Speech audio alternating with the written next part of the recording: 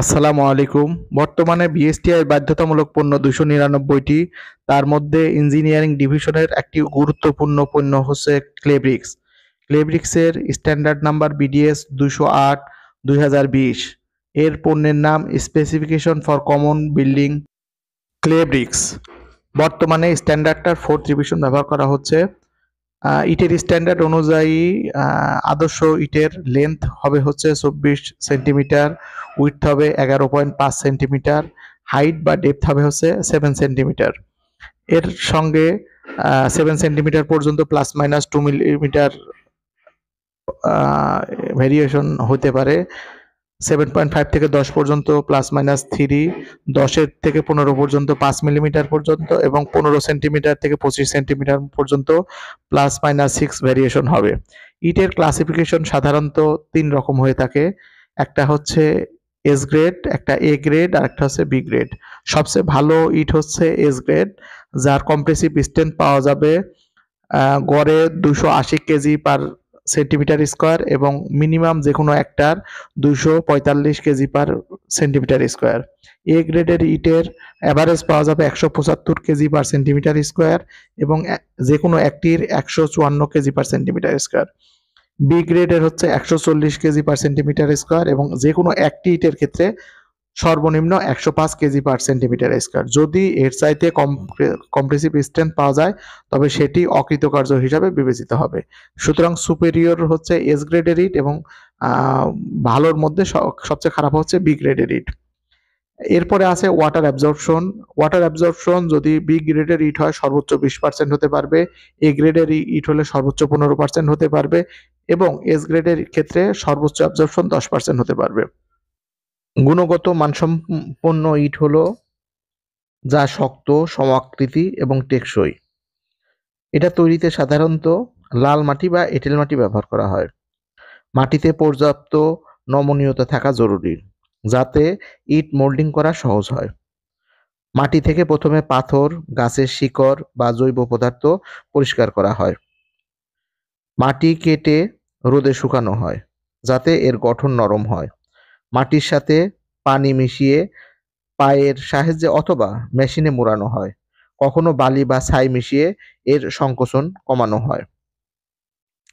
এরপরে হাতে কাঠের মোল্ডিংয়ে অথবা বর্তমানে এক্সট্রুডারের মাধ্যমে ইটের আকৃতি কাটা হয়।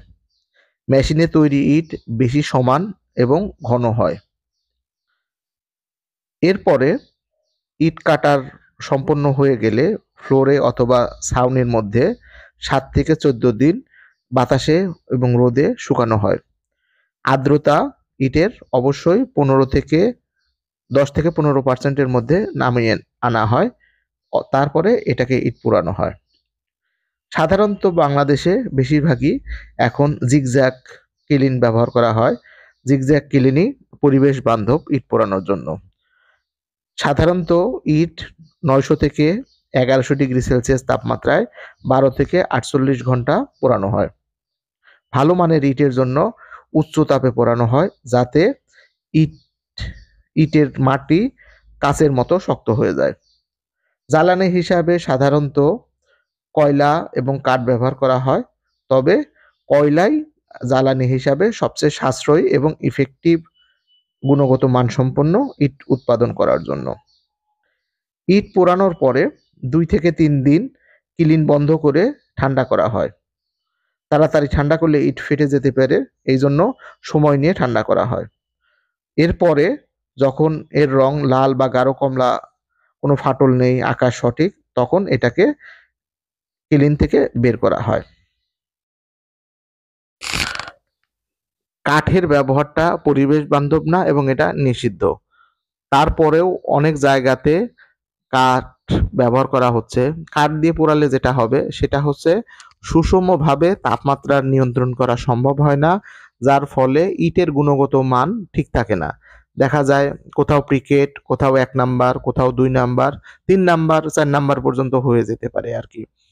আর যদি জ্বালানি হিসাবে কয়লা ব্যবহার করা হয় তাহলে কয়লাকে একদম গুঁড়া করে ফাইন পার্টিকেলস যখন হবে তখন জ্বালানি হিসাবে এর এফিসিয়েন্সি ভালো হবে এবং এটা সুষমভাবে তাপের নিয়ন্ত্রণ করাটা সহজ হবে।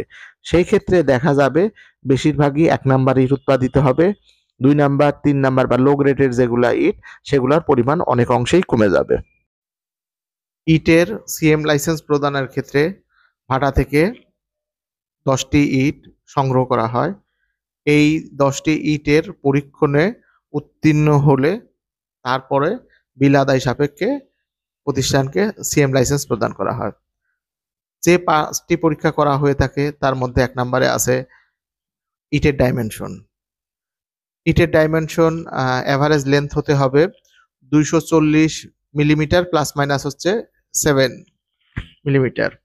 উইডথ হবে হচ্ছে 115 প্লাস মাইনাস 5 মিলিমিটার। আর হাইট হতে হবে 70 প্লাস মাইনাস 2 মিলিমিটার। এর মধ্যে রেঞ্জের মধ্যে যদি থাকে তাহলে সেটাকে পাস হিসাবে গণ্য করা হবে। যদি কোনো একটা প্যারামিটারে ফেল করে তাহলে টোটাল ইটটাই ফেল বলে গণ্য হবে। এরপরে আছে হচ্ছে অ্যাপিয়ারেন্স টেস্ট, মানে ভিজুয়াল টেস্ট, যেটা যে ইটের বডির চারপাশটাকে টেস্ট দেখা হয়, দেখে দেখা যায় এটা ক্র্যাক, চিপস, তারপরে এটা বাঁকানো, এগুলা সব মুক্ত কিনা, কোনো গর্ত আছে কিনা, ফাটা আছে কিনা, এগুলা টেস্ট করা হয়। যদি ইটের বডিতে এরকম না থাকে তখন অ্যাপিয়ারেন্সে টেস্টে পাস বলে গণ্য করা হয়। এরপর আছে ইটের ফ্রগ। ইটের উপরের সাইজে যে ফ্রগ, মানে যে গর্তটা আছে ওইটার লেন্থ কত, উইড কত সেটা দেখা হয়। যদি ওটা অতিরিক্ত না হয় তাহলে ওটাকে স্যাটিসফ্যাক্টরি হিসাবে গণ্য করা হয়। এরপরে ইটের কম্প্রেসিভ স্ট্রেংথ টেস্ট করা হয়। কম্প্রেসিভ স্ট্রেংথ যদি বি গ্রেডের ইট হয় তাহলে তার মিনিমাম 13.8 মেগাপ্যাসকেল আর পিসিআই স্কেলে হচ্ছে 2000 হতে হবে। যদি এ গ্রেডের ইট হয়, এ গ্রেডের ইটের কম্প্রেসিভ স্ট্রেংথ হতে হবে 17.3 মেগাপ্যাসকেল এবং এস গ্রেডের ইটের ক্ষেত্রে মিনিমাম কম্প্রেসিভ স্ট্রেংথ হতে হবে হচ্ছে 27.6 মেগাপ্যাসকেল। এরপরের যে প্যারামিটার আছে সেটা হচ্ছে ওয়াটার অ্যাবজর্পশন। বি গ্রেডের জন্য 20%, এ গ্রেডের জন্য 15% এবং এস গ্রেডের জন্য 10%।